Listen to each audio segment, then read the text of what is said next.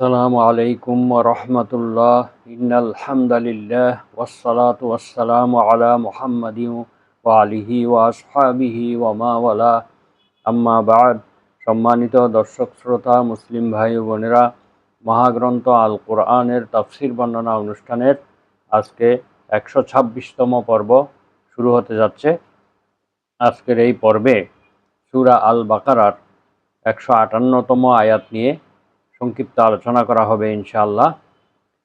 তো আসুন আমরা শুরু করি। আউযু বিল্লাহি মিনাশ শাইতানির রাজীম। বিসমিল্লাহির রহমানির রহিম।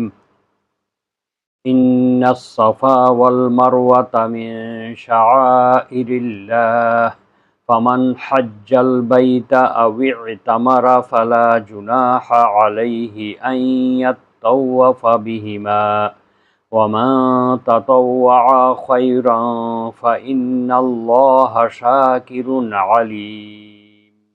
সাদাকাল্লাহুল আযীম। মহান আল্লাহ রাব্বুল আলামিন ইরশাদ করেন, নিশ্চয় সাফা এবং মারওয়া পর্বত দুটি মহান আল্লাহ তাআলার নিদর্শনাবলীর অন্তর্ভুক্ত। অতএব যে ব্যক্তি এই বাইতুল্লাহর হজ কিংবা উমরা পালন করবে, এই দুই পর্বতের মধ্যে সাই করা বা প্রদক্ষিণ করাতে কোনো দোষ হবে না, এটি কোনো দোষণীয় কাজ নয়।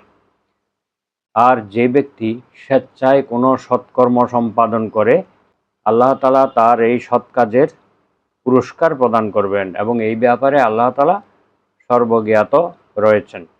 এ হচ্ছে আয়াতের সরল বঙ্গানুবাদ। এই আয়াতটি অবতীর্ণের প্রেক্ষাপট হলো, শানে নুজুল হলো, সাফা এবং মারওয়া এই দুইটি ঐতিহাসিক পর্বত খানায়ে কাবার খুব নিকটে অবস্থিত। আল্লাহ তাআলা ইব্রাহিম আলাইহিস সালামকে হজ করার জন্য যেই সকল নিয়ম কানুন মানাসেক শিক্ষা দিয়েছিলেন, এই পাহাড় দুটির মধ্যে সাই করা বা দৌড়ানো তার অন্যতম বিধান ছিল। অতীতকালে মক্কা এবং তার আশেপাশের সমগ্র এলাকায় যখন শিরকি এবং জাহেলিয়া যুগের কুসংস্কার প্রভাব বিস্তার করেছিল, তখন সাফা পর্বতের উপরে ইসাফ নামে একটি মূর্তি স্থাপন করা হয়েছিল এবং মারওয়া পর্বতের উপরে নায়েলা নামে আরও একটি মূর্তি স্থাপিত ছিল। মানুষ সেই জাহেলিয়া যুগেও সাফা এবং মারওয়া সাই করত।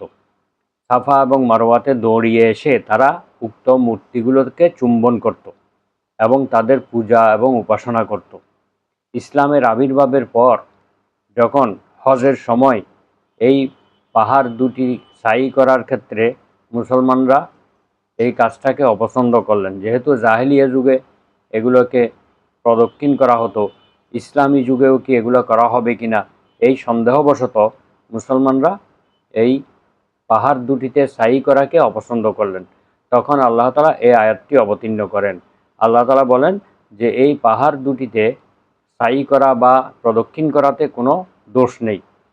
যদিও জাহিলিয়া যুগের লোকেরা এটা করেছে, কিন্তু এটা সর্বপ্রথম মুসলিম জাতির পিতা ইব্রাহিম আলাইহিস সালাম এর সূচনা করেছিলেন, সুতরাং এতে কোনো দোষণীয় নয়।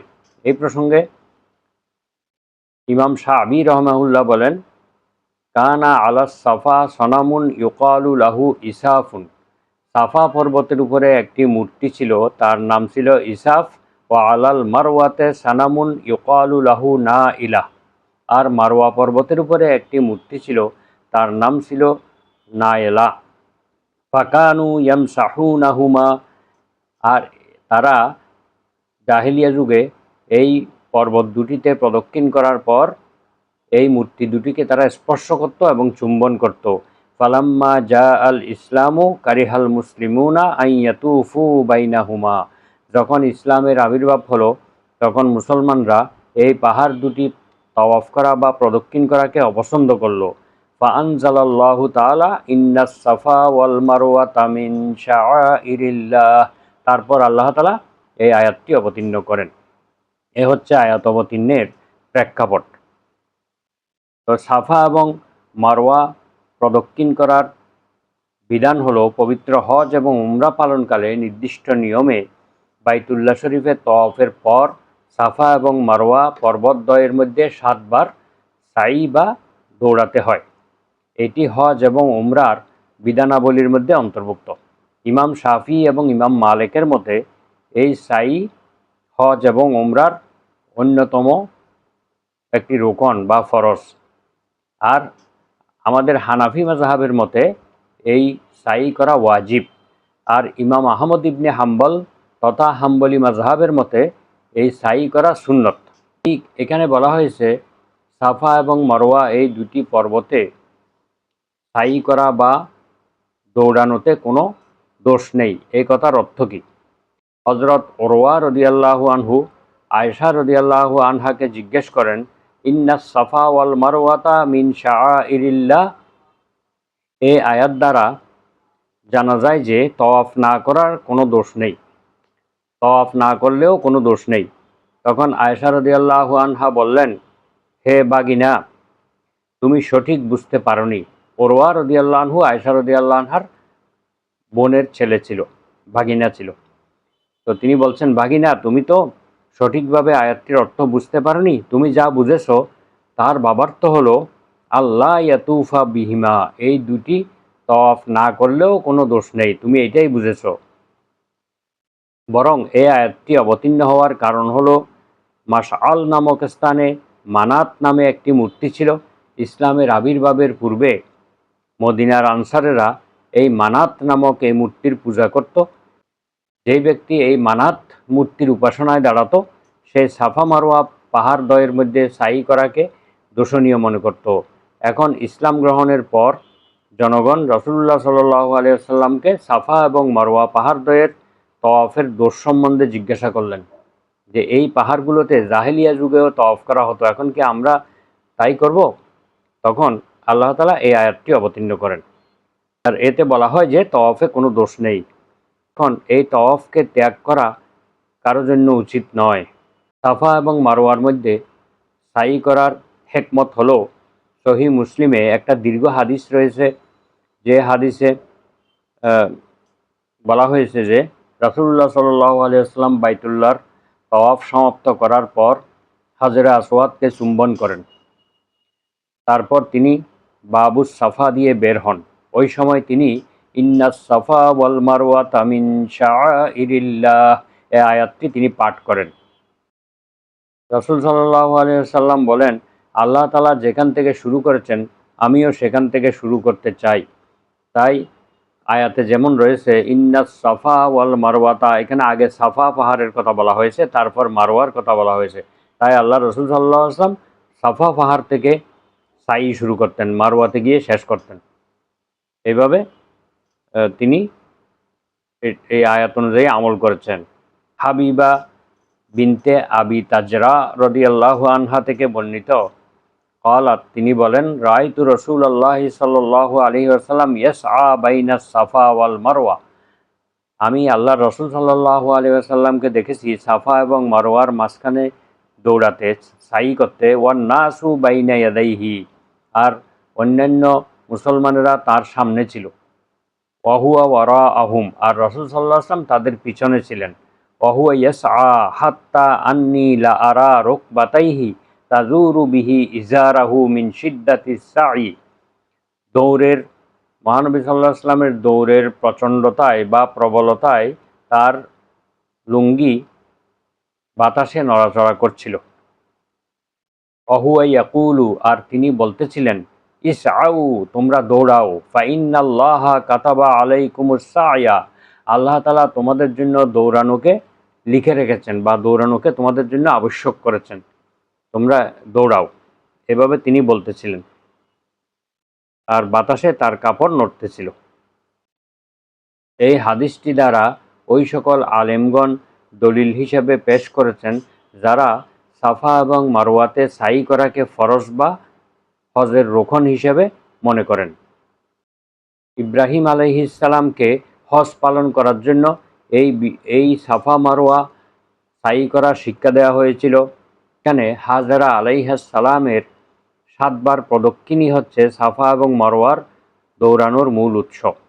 যখন ইব্রাহিম আলাইহিস সালাম তাকে তার শিশুপুত্র সহ এখানে রেখে গিয়েছিলেন এবং তার খাদ্য শেষ হয়ে গিয়েছিল, শিশুর প্রাণ পিপাসায় ওষ্ঠাগত হয়ে পড়েছিল, তখন হাজরা আলাইহিস সালাম অত্যন্ত উদ্বেগ এবং দুর্ভাবনার সাথে এই পবিত্র পাহাড়দ্বয়ের মধ্যবর্তী স্থানে স্বীয় অঞ্চল ছড়িয়ে দিয়ে মহান আল্লাহ তাআলার নিকট ভিক্ষা চাচ্ছিলেন, প্রার্থনা করছিলেন।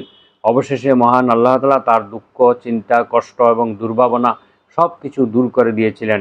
এখানে প্রদক্ষিণকারী হাজিগণেরও উচিত তারা যেন নিজেদের দারিদ্র্য এবং বিনয় প্রকাশ করে মহান আল্লাহ তাআলার কাছে প্রার্থনা করেন এবং এই সাফা এবং মারওয়াকে প্রদক্ষিণ করেন। আল্লাহ তাআলার নিকট নিজেদের অভাব, প্রয়োজন এবং অসহায়তার কথা পেশ করেন এবং মনের সংস্কার এবং সুপথ প্রাপ্তির বা হেদায়েত প্রাপ্তির প্রার্থনা জানান। আর গুনাহ মাফের জন্য আল্লাহর কাছে ক্ষমা প্রার্থনা করেন। তাদের দোষ ত্রুটি হতে মুক্ত থাকা এবং অবাধ্যতার প্রতি ঘৃণা থাকা, আল্লাহর নাফরমানিকে ঘৃণা করা, এগুলো তাদের জন্য একান্ত কর্তব্য।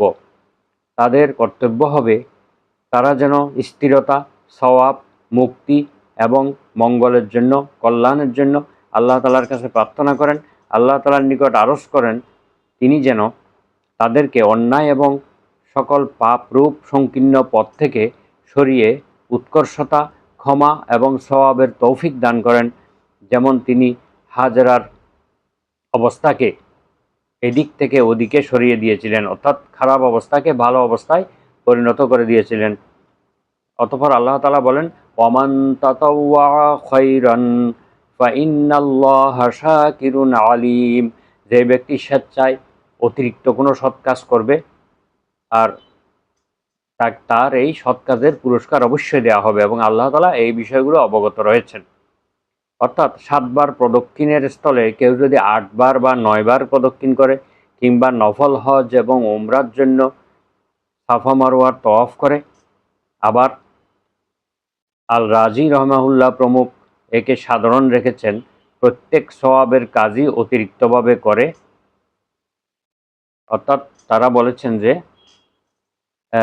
এখানে ওর সকল সওয়াবের কাজ বোঝানো হয়েছে, শুধু হজের সাই করাকে বোঝানো হয়নি, প্রত্যেক সওয়াবের কাজ বোঝানো হয়েছে। যে কোনো ভালো কাজ যদি কেউ অতিরিক্ত করে তাহলে সে আল্লাহর কাছ থেকে তার পুরস্কার পাবে। এরপর আল্লাহ তাআলা বলেন, ইন্নাল্লাহা লা ইয়াজলিমু মিসকালা যাররাতিন ওয়া ইন তাকু হাসানাতান ইউদাইফহা ওয়া ইউতি মিন লাদুনহু আজরান আযীমা। নিশ্চয়ই আল্লাহ তাআলা বিন্দুমাত্র কারো উপরে অত্যাচার করেন না এবং যদি কেউ কোনো সৎ কাজ করে তাহলে তিনি সেটাকে দ্বিগুণ বা বহুগুণে বৃদ্ধি করে দেন এবং তার পক্ষ থেকে মহা প্রতিদান প্রদান করেন। সূরা আন-নিসা আয়াত নম্বর 40। মহান আল্লাহ সুবহানাহু ওয়া তাআলা অল্প কাজেই বড় সওয়াব দান করেন এবং প্রতিদানের সঠিক পরিমাণ একমাত্র তিনিই জানেন। তিনি কারো সওয়াব এতটুকুও কম করবেন না, আবার তিনি অনুপরিমাণও কারো উপরে অত্যাচার করবেন না। তবে তিনি সওয়াবের প্রতিদান বৃদ্ধি করে থাকেন এবং নিজের নিকট থেকে বিরাট প্রতিদান দান করেন। সুতরাং সকল প্রশংসা এবং শুকর একমাত্র আল্লাহর জন্যই হওয়া উচিত। তো মহান আল্লাহ তাআলা আমাদেরকে এই আয়াতের শিক্ষা গ্রহণ করার এবং আমল করার তৌফিক দান করুন। ওয়া আখিরু দাওয়ানা আনিল হামদুলিল্লাহি রাব্বিল আলামিন। সুবহানাকা আল্লাহুম্মা ওয়া বিহামদিকা আশহাদু আল্লা ইলাহা ইল্লা আনতা আস্তাগফিরুকা ওয়া আতুবু ইলাইক। আসসালামু আলাইকুম ওয়া রাহমাতুল্লাহ।